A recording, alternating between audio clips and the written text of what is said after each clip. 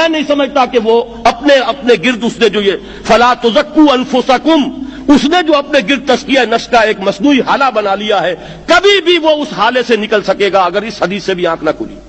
اور وہ حدیث کیا ہے؟ مولانا اشرف علی تھانوی نے اس کو اپنے جو خطبات جمعہ ہیں ان میں نقل کیا ہے، بیہقی کی روایت ہے۔ اوحى اللہ عز وجل الى جبرائیل علیہ الصلوۃ والسلام ان اقلب مدینۃ کذا وکذا باہلھا،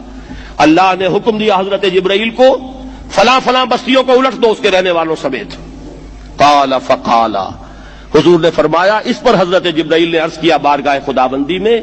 ان فیھا عبدک فلانا لم یعصک طرفۃ عین، پروردگار اس بستی کو الٹ دوں، اس میں تو تیرا فلاں بندہ بھی ہے جس نے کبھی پلک جھپکنے جتنی دیر بھی معصیت میں بسر نہیں کی۔ اب آپ اندازہ کیجئے، یہ جو ہے نا اپنے آپ کو رگڑنا اور مانجنا اور پوری زندگی رگڑنے میں اور مانجنے میں لگا دینا، ہم بعض بزرگوں کے تذکرے میں سنتے ہیں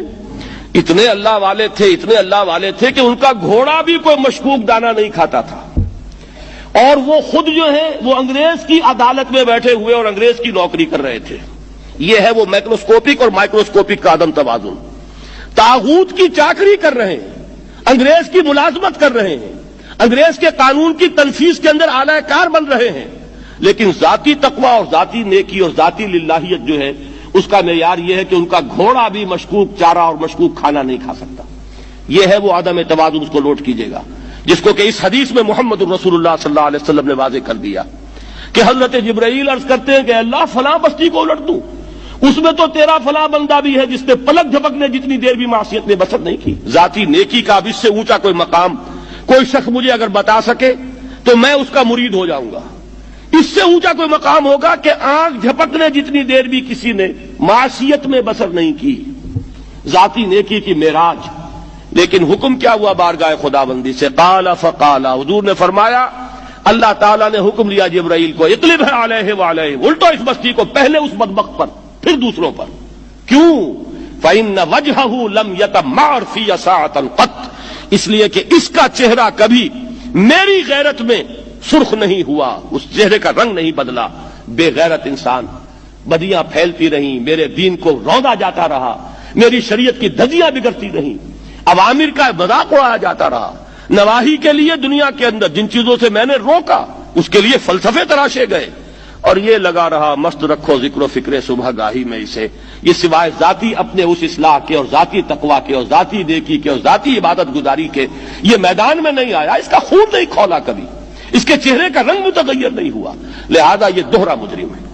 یہ ہے وہ تصور جو یہاں پر نوٹ کیجئے۔ ہاں اس کے یہ معنی بھی نہیں ہے